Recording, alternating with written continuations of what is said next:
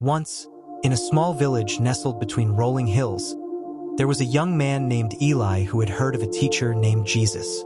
Word had spread that this teacher spoke of God's love, grace, and the path to true fulfillment. One day, Eli, feeling lost and uncertain about his place in the world, decided to seek Jesus out. As Eli approached the town square where Jesus often taught, he saw a crowd gathered around him, hanging on every word.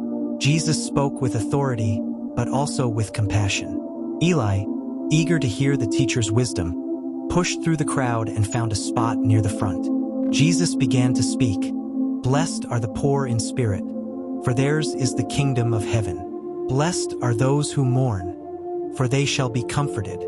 His words rang in Eli's heart like a gentle call, drawing him closer to the divine presence he had longed for. As the day wore on, Jesus continued teaching, speaking about the importance of loving God above all else. "You shall love the Lord your God with all your heart, with all your soul, and with all your mind," Jesus said. "This is the first and greatest commandment, and the second is like it.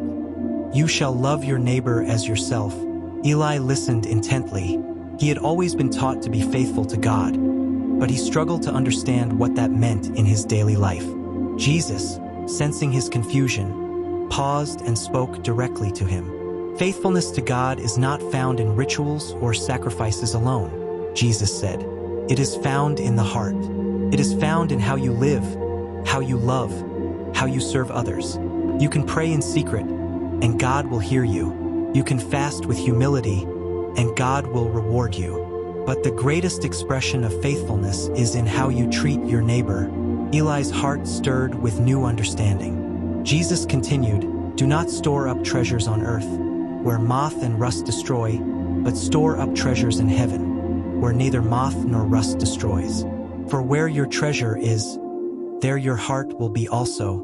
Jesus' teachings painted a picture of a life lived in constant communion with God, not through grand gestures, but through small, everyday acts of love, kindness, and humility. He spoke of trusting God completely, even in the face of hardship, and never allowing fear or worry to take hold. "Seek first the kingdom of God and his righteousness," Jesus urged, "and all these things will be added to you." As Eli walked away from the gathering, he felt a deep peace in his heart. He realized that being faithful to God was not about perfection, but about living with sincerity and love, trusting in God's plan. His faith was no longer just a set of rules to follow, but a relationship to nurture every day. From that moment forward, Eli sought to live according to the teachings of Jesus, loving God with all his heart and loving his neighbors as himself. His life became a reflection of God's faithfulness, and he found fulfillment in the simplicity of serving others and staying true to his faith.